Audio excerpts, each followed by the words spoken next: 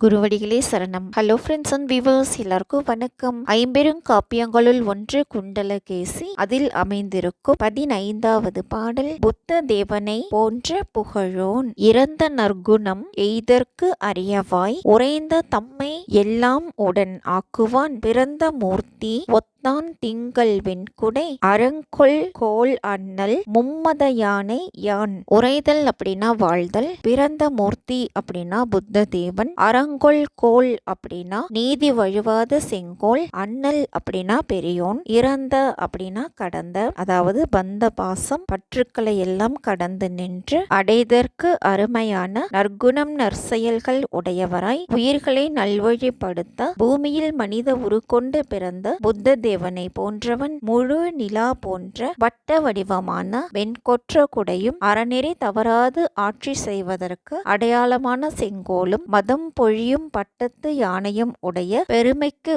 உரியவன் நாடாளும் இம்மன்னன் புத்த தேவனை போன்றவன் என்று புகழப்படும் இம்மன்னனின் பெயரும் ஊரும் காலமும் தெரியவில்லை. பாடல் 16. கற்றவர் போற்றும் காவலன் சீற்றம் செற்று பொய் நீக்கி செங்கோலினால் கூற்றம் காய்ந்து கொடுக்க எனும் துணை மாற்றமே நவின்றான் தடுமாற்றத்து தோற்றம் தன்னையும் காமுற தோன்றினான். சீற்றம் அப்படின்னா கோபம், செற்று அப்படின்னா அழித்து, கூற்றம் அப்படின்னா யமன், காய்ந்து அப்படின்னா அஞ்சும்படி, யமனும் அஞ்சும்படி உயிர்களை காத்தது என்றது. பசி பஞ்சம் வறுமை இவற்றால் நாட்டு மக்கள் துன்புற்று மடியாமல் காத்தான் அப்படின்னு அர்த்தம். நவிலுதல் அப்படின்னா சொல்லுதல், தடுமாற்றம் அப்படின்னா துன்பப்பட்டு நடுங்குதல், தோற்றம் அப்படின்னா விளங்குதல், காமுற அப்படின்னா இன்புற மகிழ்வுற, எப்படி வேணாலும் எடுத்துக்கலாம். 15வது பாடலில் சொன்ன பெருமைக்குரிய அந்த மன்னன் கோபத்தை விட்டவன் பொய் ஒழுக்கம் தவிர்த்து நீதி நெறி தவறாத தனது செங்கோலின் திறத்தால் தன் குடிமக்களை